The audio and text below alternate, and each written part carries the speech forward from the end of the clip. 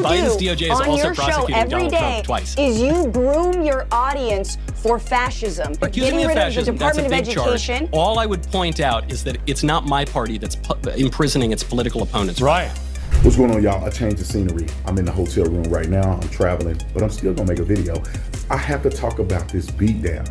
Michael Knowles just spanked this woman on Piers Morgan. If you gonna talk trash about Trump and you're gonna argue that Donald Trump should be in prison and Donald Trump committed all these crimes, you better do some research first before you go on a television show against Michael Knowles.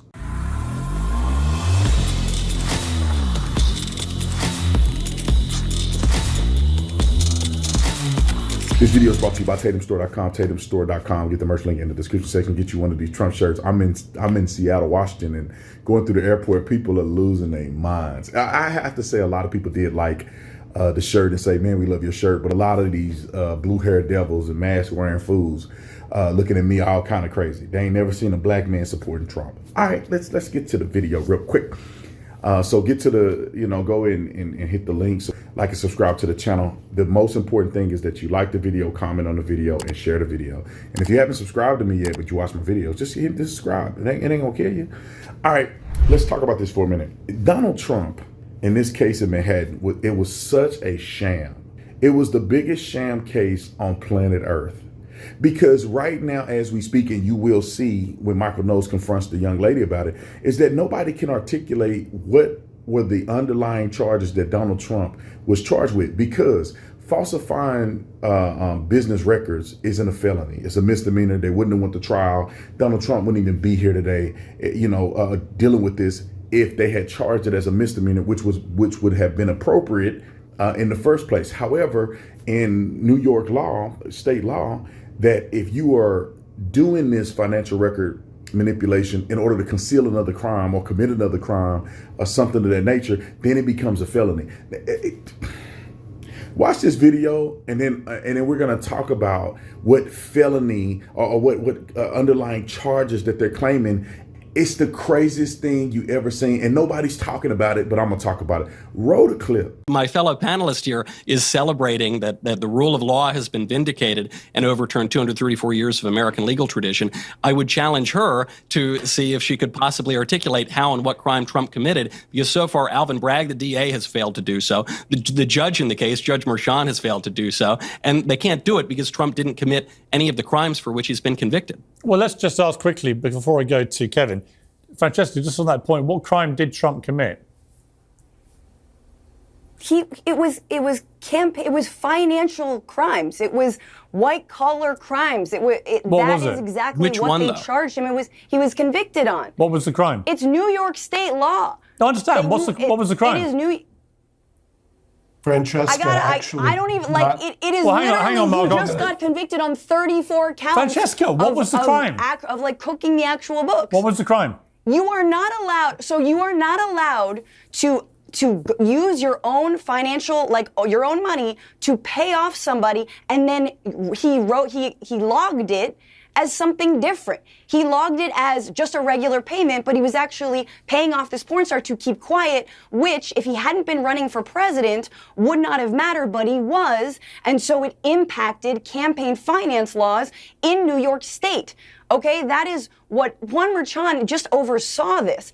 Okay. Alvin Bragg got these charges because Michael Cohen, his sister, was already sentenced to 3 years to do it. Let's just go before Kevin. I'd be very, very, very patient. We'll come to you. Look, I'm no expert. Let me just say, hang on, Michael. You are no expert. By the That's way. because the campaign finance law is a federal law. Hang on. Anyway, Biden's DOJ is also prosecuting Donald Trump twice. Is you groom your audience for fascism and you set them up for a complete takeover of the DOJ. This is all about allowing Trump to get away with any crime he wants, as you sort of slighted and Francesca. sort of, laid out very nonchalantly just a little bit ago. He was impeached twice. Doesn't really matter that he tried to blackmail the leader of Ukraine into digging up non-existent dirt on Joe Biden, but that doesn't matter to you Joe or Biden your threatened followers. to withhold arms. You want to make sure. You want to make Francesca, sure that when you're Trump is accusing me reelected, of fascism. he can get away. He can Francesca, get away you're with accusing me getting of rid of the fascism. That's a Department of big Education. charge. All I would point out is that it's not my party that's imprisoning its political opponents right now. So if we're going to throw that accusation about I was Who's about in to say prison? one of the Who's key in tenets prison? of fascism is you imprison your political opponents. Oh my God, Michael, no. She couldn't answer a single question. Listen, honey, all you really had to do was do a Google search real quick and you could have found some information. I just looked it up right here, which even the article is even more ridiculous. It's a cbsnews.com article. I'll put the link in the description section so you know what I'm talking about. And in the article, it reads, it says, why were the charges felonies? And it says, under New York law, falsification of business records is a crime when the records are altered with an intent to defraud. To be charged as a felony, prosecutors must show that the offender intended to commit another crime or aid or conceal another crime when falsely recording or falsifying records. Now, I want you to think to yourself, because she couldn't answer it, what crimes did he do that were underlying crimes that caused this to be a felony? What was he concealing? What were they able to prove? So we go down here and it says, in Trump's case, prosecutors said that other crimes was a violation of New York election laws that makes it illegal for, and here's a quote, illegal for any two or more persons to conspire to promote or prevent the election of another person or of any person to a public office by unlawful means. What are we talking about? I'm gonna read it again. It says violation of New York election laws that make it illegal for any two or more persons to conspire to promote or prevent the election of any person to a public office by unlawful means. So Donald Trump allegedly using money to pay off a woman who extorted him is somehow unlawfully violating campaign laws. This is what they're doing. So, but that's not it though. It gets worse. It says what exactly those unlawful means. What does that mean? Where in this case was up to the jury to decide. Prosecutors put forth 3 areas that they could consider. 3 areas that you could consider. I have never in my life heard a case that was brought before a jury where your burden is beyond a reasonable doubt and you give them reasonable doubt in 3 directions.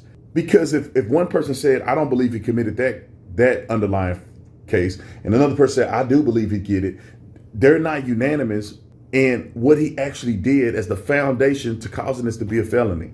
What are we even talking about here? So it continues to read, it says, they put forth 3 areas to consider. A violation of federal campaign finance law, which didn't exist, falsification of other business records, which didn't exist, or violation of tax law.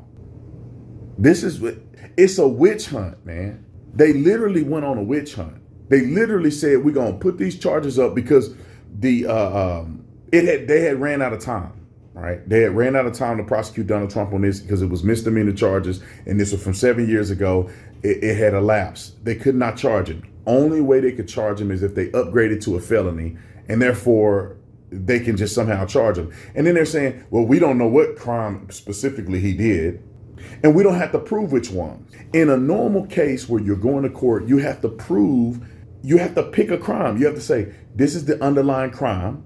This is what the prosecution is putting forward. We need unanimous, not consent, but unanimous belief that this was the underlying crime and that this was a violation of the law.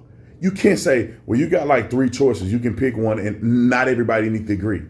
Therefore, everybody could agree that he committed none of those crimes and then one person believed that he didn't commit that crime. So therefore, you got literally everybody unanimously agreeing that he didn't commit 2 of the 3. And then you don't have a unanimous consent on the one that everybody chose. So therefore, it's a sham. How do they let this go on in the court of law? It's crazy to me. I said this on my radio show the other day, that a weird thing is that Marshawn or Manchin or whatever his name is, that judge voted for Democrats, donated to Democrats.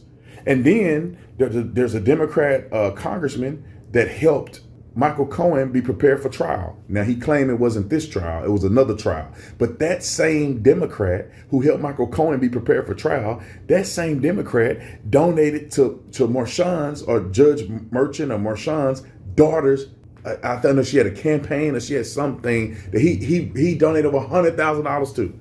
So you got the judge, his daughter, you got a Democrat, you got Cohen. All of these people are associated. Cohen was prepared by this Democrat. The Democrat gave $100,000 to Merchant's daughter, and then Merchant gave money to Democrats. All of this circular foolery. I want to say something else, but I'm trying to be a good Christian. All this circular foolery is insane to me. Donald Trump, on appeal, if he has a fair trial, he's not going to even get convicted of this stuff. And to be honest, hopefully, not if they're stupid enough to put him in jail, but hopefully, as a first-time offender, he shouldn't even do no jail time. He should just get probation. People assault individuals, get no bond. They don't have to pay bond, and they get probation. There was a woman that ran a cop over, drug him down the street, stole his car, went 90 miles per hour on the roadway, crashed into 4 of the cars, really putting people's lives in danger. She was charged with attempted murder, and they let her off because she was having a psychotic episode.